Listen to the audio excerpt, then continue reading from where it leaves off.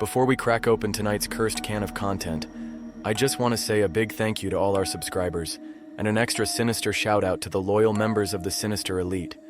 You legends help keep the darkness alive. If you're enjoying the stories and want to take it a step further, hit that like button, make sure you're subscribed, and consider joining the Sinister Elite by clicking that join button below. Members get access to creepy custom emojis and exclusive Sinister Elite badges that level up the longer you survive with us. It's like loyalty, but spookier. All right, lights off, headphones in, and let's summon something we'll all regret.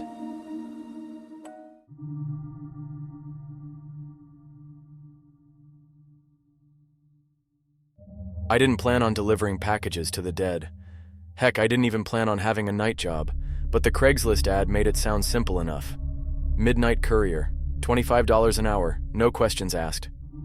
I'm not proud, but I was desperate. And yeah, the fine print mentioned some clients may be unusual, but I didn't read that part. Who does? When I arrived at the pickup location, a decrepit little warehouse in the industrial side of town, the night air smelled like wet concrete and burnt coffee. I was greeted by a man in a gray uniform, face hidden under a cap pulled low. He handed me a clipboard, pointed at a van that looked like it had seen better centuries, and said, "Rules are posted inside. Follow them. Ignore them at your own peril." Naturally, I laughed. The inside of the van was worse than the outside. Packages stacked haphazardly, some wrapped in brown paper, others in what looked like human-sized burlap sacks. And there, taped to the dashboard like some sort of sacred artifact, was a typed list of rules. They looked ridiculous. Rule 1. Never knock on the wrong door. Rule 2. Don't accept tips. Rule 3. Always leave the package unopened. Rule 4. Do not make eye contact with the client. Rule 5. If you hear your name whispered outside the van, ignore it. I stared at Rule 5 for a long minute, then shrugged. Weird rules, I muttered. Weird job. My first stop was a house 2 blocks down a street that smelled like wet leaves and rotting wood. I parked, grabbed a medium-sized box that felt heavier than it should, and read the name, Mrs. Eleanor Graves. My first thought, okay, kind of morbid last name. My second thought, why does the mailbox have a padlock? I knocked. The door creaked open, revealing a woman dressed like she stepped out of a 1920s photograph. Pale, with hair piled high, eyes glinting in the dim porch light. She didn't say anything, just raised a skeletal hand and pointed toward the floor. I set the box down, took a step back, and made eye contact. Big mistake. Her mouth moved, but it wasn't words I heard. Not exactly. It was more like a hiss through fog. The hairs on my arms stood up.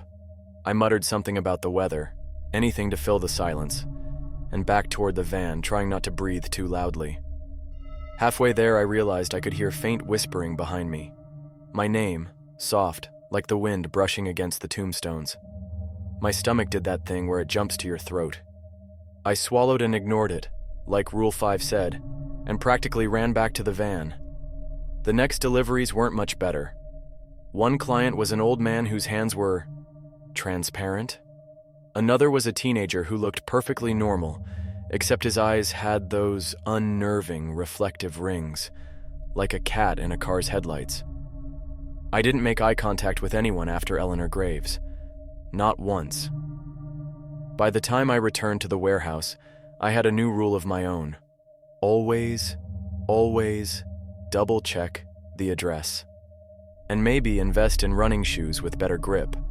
The gray uniformed man was waiting. "First night," he said, voice like gravel in a coffee grinder. "How was it?" "I survived," I muttered. "Mostly." "Good. Rules exist for a reason." He tipped his head toward the van. "The next shift starts in 1 hour. Don't be late."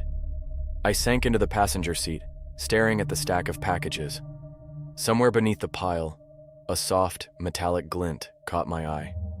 I bent down and, of course, there it was.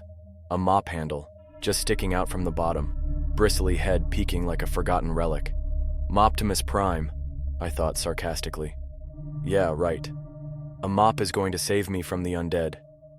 but for some reason, just seeing it there made me feel less hopeless. I didn't know it yet, but the mop wasn't going to just sit there forever. Not in this story. Not when the real horrors were still on their way. And judging by the way Eleanor Graves had stared at me, and the whispers following my name, they were just getting started. The clock ticked past midnight. My shift hadn't even really begun, and yet my life had already become a collection of rules I didn't fully understand, and clients who didn't fully exist. Rule number 1 of surviving your first night as a midnight courier: don't laugh at the rules. They laugh at you. I woke up the next night with a lingering headache, a mix of too much coffee and too many whispers following me in my dreams. Somehow the smell of wet concrete and burnt coffee was already in my nose before I even got to the warehouse. This job had a way of creeping into your system, and not in a good way. The gray uniformed man was already there, leaning against the van like he had been waiting an eternity. "You survived last night," he said, tone neutral, but his eyes, pale, grayish, unsettling, seemed to measure every heartbeat. "Barely," I muttered, scratching my head. "Good," he said. "Tonight's route is special. Be precise. Follow the rules. Any deviation and..." He let the sentence trail off. I didn't like that. Not one bit. The van smelled worse than last night. Somewhere beneath the stack of packages, I noticed Moptimus Prime again, bristly head peeking out as if it were aware that tonight I would need more than luck. I didn't touch it, just gave it a sideways glance. The first delivery was simple, or at least it seemed that way. A townhouse on Maple Street, neatly kept, lights glowing inside. I parked, grabbed the small box, and walked up to the door. No whispers this time, no spectral eyes glinting from behind windows. I knocked. The door creaked open, but instead of a face, there was only darkness. Not pitch black, but the kind of darkness that felt like it was swallowing sound and light both. I glanced at the rule sheet taped to the dashboard. Never knock on the wrong door. My gut clenched. Was this the wrong door? I didn't know, but I had knocked. That meant the rule applied either way. I placed the box on the step and stepped back. Then it happened. A hand, pale and thin, shot out of the darkness, grabbing the box. My reflex was to scream, but nothing came out. Just a soft, wet gasp, like someone underwater. I backed away slowly, feeling the hairs on my arms bristle. The hand didn't let go, though. And then I saw it. A face emerging from the black, featureless at first, then slowly forming. Eyes hollow, mouth twisted in a grin that shouldn't exist. I followed Rule 4, do not make eye contact. I stared at the doorframe, at the chipped paint, tried to control my shaking hands. The whispering started, soft, almost gentle, repeating my name, coaxing me. Justin. Justin. Ignoring it, I bolted back to the van and slammed the door. The engine roared to life, and I took off down the street, trying to convince myself I wasn't about to die in a suburban neighborhood because I had knocked on the wrong door. Delivery after delivery started blending into a nightmare loop. Some houses had clients who weren't there. Some packages seemed heavier each time I picked them up, even when I knew the weight shouldn't change. And that whispering, my name, over and over, followed me everywhere. Sometimes it came from inside the van, sometimes from outside, just beyond the streetlights. At one point, I took a wrong turn. Maybe my hands were shaking too much, maybe it was the darkness, but I ended up in a cul-de-sac I didn't recognize. The houses looked older, abandoned, paint peeling, windows broken.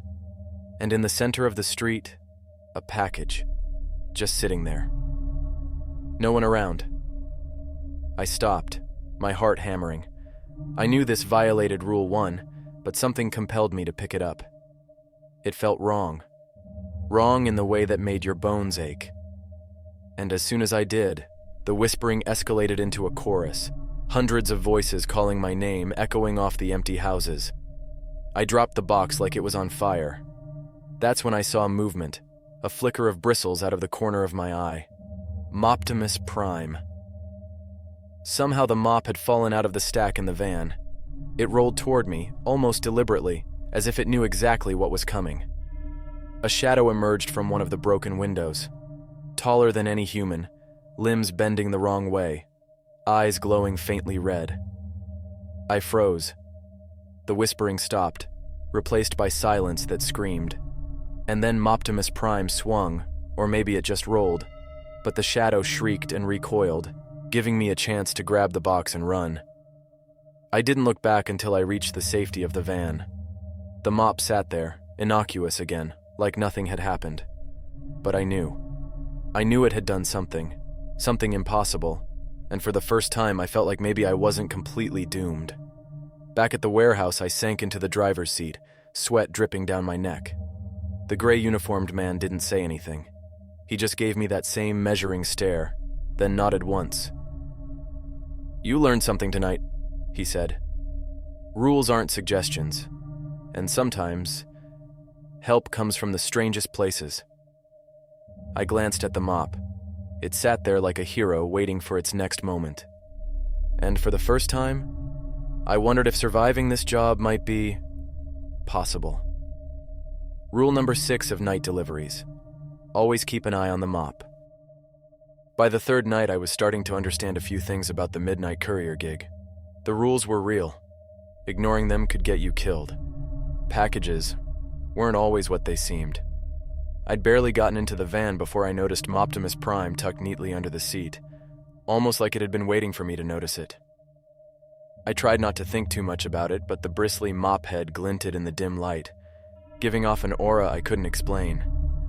Tonight's route looked deceptively normal on the clipboard, 5 deliveries in what should have been quiet streets, but I had learned not to trust normal.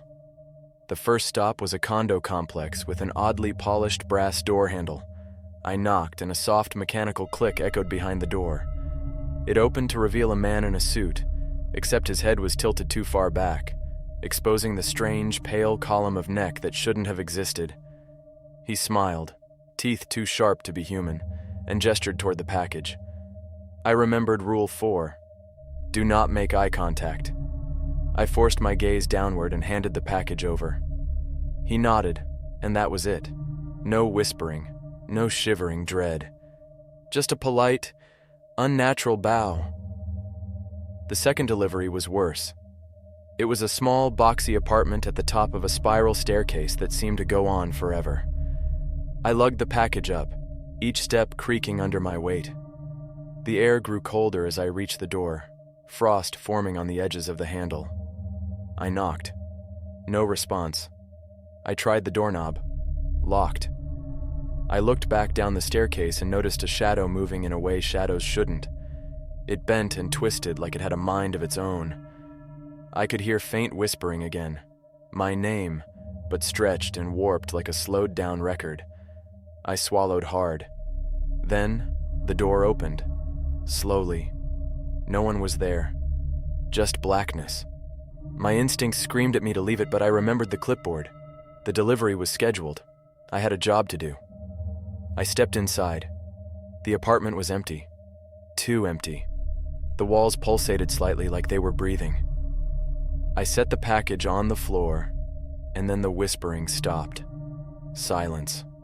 Absolute silence. Too complete. I bent down to read the label again when the shadows in the corners of the room shifted. A shape emerged, tall, thin, with fingers that stretched farther than they should. It didn't move like a human. It didn't move like anything I'd ever seen. It just waited. Rule 1: never knock on the wrong door. I had. Rule 5: if you hear your name whispered outside the van, ignore it. Not helpful in here. My heart hammered. The shadows crept closer, silent, deliberate. I took a step back, and my foot hit something solid, something long and bristly. Optimus Prime, apparently, had followed me into the apartment. Its handle rolled like a snake, bristles raised as if it were ready. The shadow hesitated, then recoiled slightly from the mop. I didn't understand why it worked, but I didn't wait to question it. I grabbed Optimus Prime, wielding it like a baseball bat, and swung at the advancing shadow. It shrieked, a horrible, unearthly sound, and vanished into the corners of the room, leaving only a faint chill in the air. I didn't stop to catch my breath. I picked up the package and sprinted out, nearly tripping on the staircase. Back in the van, I slammed the door and slammed the engine into life. My hands were shaking, sweat pouring down my neck. Somewhere along the route, I realized I was breathing like I'd run a marathon. The van's dashboard clock glowed 1:17 a.m., a normal hour for normal people, but for me, it felt like the exact moment I almost died. By the time I returned to the warehouse, I was a mess. The gray uniformed man didn't even flinch at my panicked state. "You're learning," he said. "The rules aren't just guidelines. They protect you from what you can't see." I glanced at Optimus Prime, which now sat innocently in the van like it hadn't just saved me from some unearthly horror. The bristles caught the dim light again. I could have sworn it winked. And for the first time, I understood Rule 6 wasn't a joke. Always keep an eye on the mop. I had survived the night, barely. But something told me that tomorrow's deliveries would be even worse. The shadows were waiting, patient, silent, knowing I'd return. And somewhere in the corners of my mind, I realized this job wasn't about delivering packages. It was about surviving the night, and maybe hoping a mop could do what I couldn't. By the fourth night, I was starting to dread the sound of the warehouse door creaking behind me. The gray uniformed man didn't even bother greeting me anymore. He just handed me the clipboard and the van keys and nodded. That's when I realized something. The first 3 nights were just warm-ups. Tonight's route was different. The first 3 stops had been manageable, if terrifying. But the last delivery on the list wasn't an address. It was coordinates. GPS coordinates. Somewhere out past the industrial zone in a stretch of empty fields that didn't appear on any maps I trusted. I stared at the screen. Rule 1. Never knock on the wrong door. Rule 3. Always leave the package unopened. I didn't know how those applied here. There was no door. The drive was unnervingly silent. No radio worked. Not that I'd want it to. Any sound felt like it would attract attention. The van's headlights cut through the fog like knives, illuminating nothing but empty fields, twisted trees, and an occasional abandoned barn. At the exact coordinates, the GPS told me to stop. There, in the center of the field, was a small structure. It looked like a shed, but it was off. Its edges wavered like I was looking through heat haze, and the shadows around it didn't match the moonlight. I grabbed the package, trying to steady my shaking hands. Rule 2. Don't accept tips. Not that anyone here could tip me. Rule 5. If you hear your name whispered outside the van, ignore it. Too late. I could hear it. Soft, eerie, carried on the wind. Justin, Justin, Justin. I took a step toward the shed. My foot sank slightly into the ground, though it wasn't muddy. The package felt impossibly heavy, like it contained lead, or maybe a part of the night itself. The door of the shed creaked open on its own. I froze. Inside, the air shimmered. Shapes moved in ways no human body should bend. Figures hunched and twisted, reaching for me, but their faces were perfectly still, calm, expectant. Rule 4. Do not make eye contact with the client. I forced myself to look at the ground. My heart pounded in my chest like it wanted to escape. I set the package down. Nothing happened. I thought maybe I was imagining things. Then, the figures shifted in unison, and a cold wind blew past me, carrying the faintest sound of laughter, childlike but hollow. I took a step back, slipping on wet grass. My hand brushed something bristly. Optimus Prime. Somehow it had rolled out of the van and positioned itself between me and the figures. The bristles bristled as though charged with static electricity. I didn't wait to think. I swung the mop at the nearest shadow, and the shape shrieked, a sound that twisted my stomach into knots and vanished like smoke.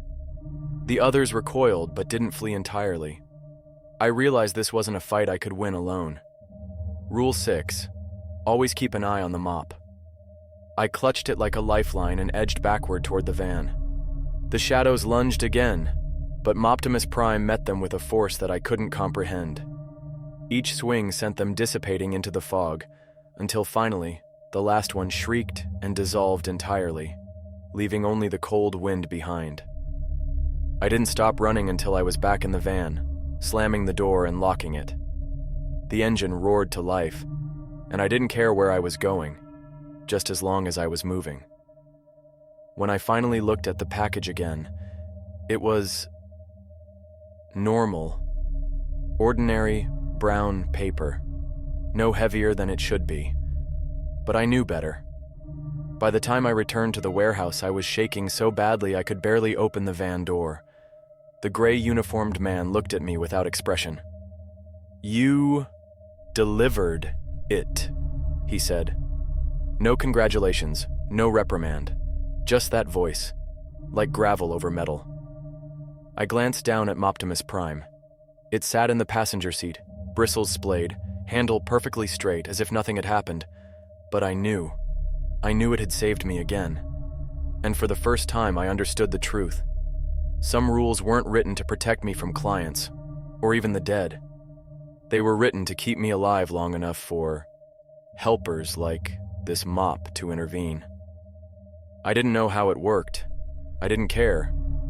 I just thanked it silently. Maybe tonight wasn't the worst night I'd survive after all. Rule number 7. If you're still alive, thank the mop. By the 5th night, I didn't even need to check the clipboard. The van doors creaked open and I already knew. Tonight would be worse than all the other nights combined. My hands were raw from gripping the steering wheel, my mind racing.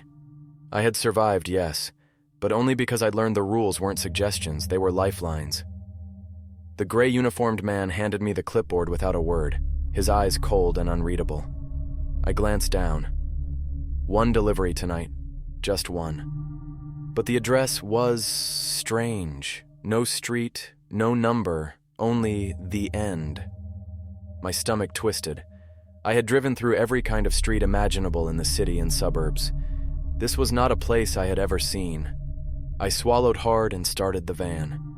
The GPS directed me to a narrow alley between 2 crumbling buildings. The fog was thick, curling around the van like fingers. Every shadow looked alive. Every whisper in the wind sounded like my name. Justin. Justin. I parked at the end of the alley. The building ahead was old, abandoned, and warped in ways that defied geometry. Windows leaned at impossible angles. Doors looked both open and closed at the same time. Rule 1. Never knock on the wrong door. My gut screamed I was already at the wrong place. I grabbed the package. The shadows in the alley shifted, stretching, curling like they were alive. I stepped forward, and the air rippled, like walking through water. A figure emerged at the doorway. Tall, thin, too many limbs bending wrong, eyes glowing like embers. I froze. My heart pounded so hard I was sure it would burst. The figure leaned closer, whispering words I couldn't understand. Its mouth opened too wide, but no sound came out. Rule 5. If you hear your name whispered outside the van, ignore it. Not helpful here. I backed away, and my hand brushed something bristly. Optimus Prime. The mop rolled into my grip like it had been waiting for this exact moment. Its bristles rose, stiff and shining in the fog. I swung without thinking. The figure shrieked, a sound that made my bones vibrate, and staggered back. But there were more. Shadows poured from the corners of the alley surrounding me. The whispers grew into a chorus of hundreds, all chanting my name, all trying to pull me into darkness. I swung Optimus Prime again, knocking back the nearest shadows. The mop rolled with a life of its own, bristles whipping like it was aware of what needed to be done.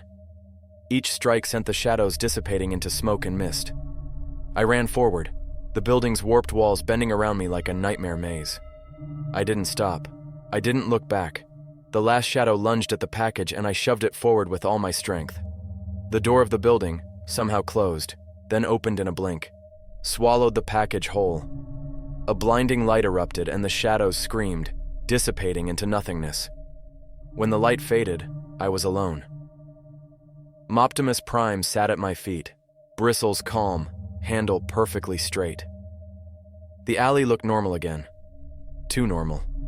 like the night had never happened.